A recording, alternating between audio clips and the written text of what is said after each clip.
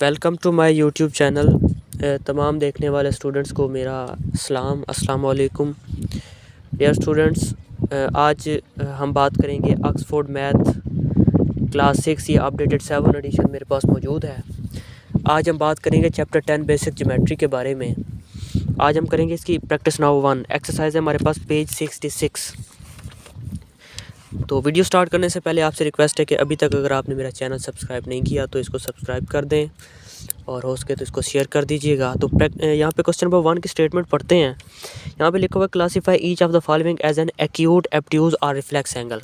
तो बच्चों, इस क्वेश्चन को करने से पहले हमारे पास बेसिक जो कंसेप्ट हैं वो हमारे क्लियर होने चाहिए। जैसा कि यहाँ पे आप देखें, ये मैं एक फिगर यहाँ पे ड्रा कर रहा हूँ। तो इसमें अगर हम देखें तो ये हमारा होगा एक्स एक्सिस और ये हमारा होगा वाई एक्सिस, ये हमारा होगा नेगेटिव एक्स एक्सिस और ये हमारा होगा नेगेटिव वाई एक्सिस। तो बच्चों, जो फर्स्ट इसको कहते हैं फर्स्ट क्वाड्रेंट, ठीक है। उसके बाद ये होगा हमारा सेकंड क्वाड्रेंट, ये होगा हमारा थर्ड क्वाड्रेंट और ये होगा हमारा फोर्थ क्वाड्रेंट। ये आपने याद रखना है। तो बच्चों, फर्स्ट क्वाड्रेंट में एंगल्स कितने होते हैं? ये 0 से स्टार्ट होता है और 90 तक। 0 से 90 के दरमियान में जितने भी एंगल होंगे वो होंगे फर्स्ट क्वाड्रेंट में, और 90 से यहाँ पे चले जाएंगे तो यहाँ पे आ जाएगा 180। तो 90 से 180 में जितने भी एंगल होंगे वो होंगे सेकंड में। 180 270 यहाँ पे आ जाएगा और यहाँ पे फिर आ जाएगा 360। तो 180 से 360 के दरमियान में जितने भी एंगल होंगे ये थर्ड और फोर्थ क्वाड्रेंट के अंदर होंगे। अब क्वेश्चन नंबर, अगर हम इसकी बात करें पेज नंबर 166 पे, तो क्वेश्चन नंबर 1 है, इसकी जो स्टेटमेंट है इस तरह से कोई एंगल हमें दिया गया और कहता है। अच्छा, अब बात करते हैं कि एक्यूट और एब्ट्यूज में। बच्चों याद रखिएगा कि जो 0 और 90 के दरमियान में, मतलब फर्स्ट क्वाड्रेंट के अंदर जो भी एंगल्स होंगे वो होंगे एक्यूट एंगल। फर्स्ट में कौन से होंगे याद रखना है, एक्यूट एंगल। और 90 से 180 जो सेकंड में होंगे वो क्या होंगे, ऑब्ट्यूज एंगल।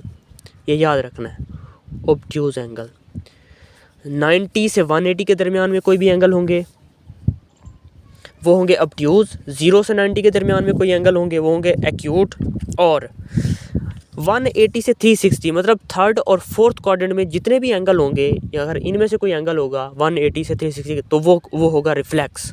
वो क्या होगा, रिफ्लेक्स। अब इन क्वेश्चंस के लिए ये आपको इन बातों का पता होना ज़रूरी है। अब हम एक चलते हैं, इसकी प्रैक्टिस नाउ 1 है हमारे पास, चैप्टर 10 चल रहा है, इसका पार्ट ए करते हैं। इस तरह से एक फ़िगर है, इस तरह से ये एक फ़िगर बनाई हुई है। कहता है कि बताएं कि ये कौन सा एंगल है, कौन सा एंगल है।